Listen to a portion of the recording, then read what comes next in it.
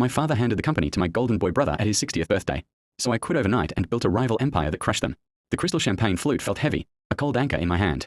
I was invisible, standing 3 feet from my father, Arthur. For my entire life, I had been the engine in his company, Vance and Son Logistics. The problem was, he had 2 sons. I was Elias, the son who understood freight tonnage, optimized supply chains, and spent nights on loading docks. My brother, Marcus, was the son who understood handshakes, polo, and the art of being seen. The ballroom was opulent, a monument to my father's 60th birthday. He tapped the microphone, his voice booming. I built this company with my bare hands. But a legacy is only as strong as the man you pass it to. This was it. 20 years of 80-hour weeks, of sacrificing relationships, of being the quiet, reliable fixer while Marcus was the face. I'm proud, my father beamed, to announce the new CEO of Vance Logistics, my son, Marcus.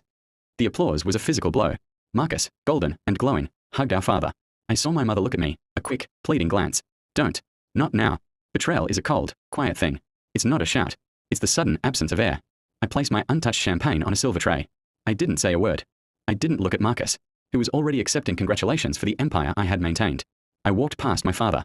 Elias, where are you going? Get in the photo. I just kept walking.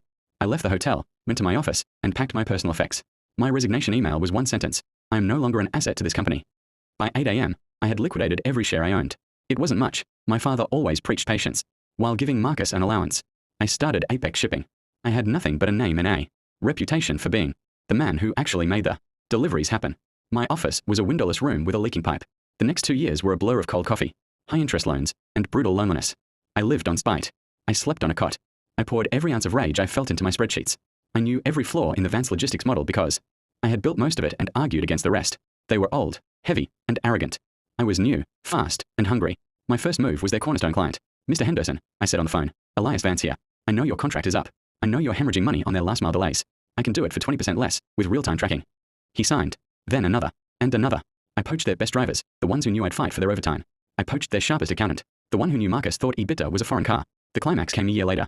The city was opening bids for the exclusive port contract, the one that had made my father a king. It was Vance Logistics' lifeblood. We sat at the same table. My father, looking tired. Marcus, looking flustered, his charisma useless against a balance sheet.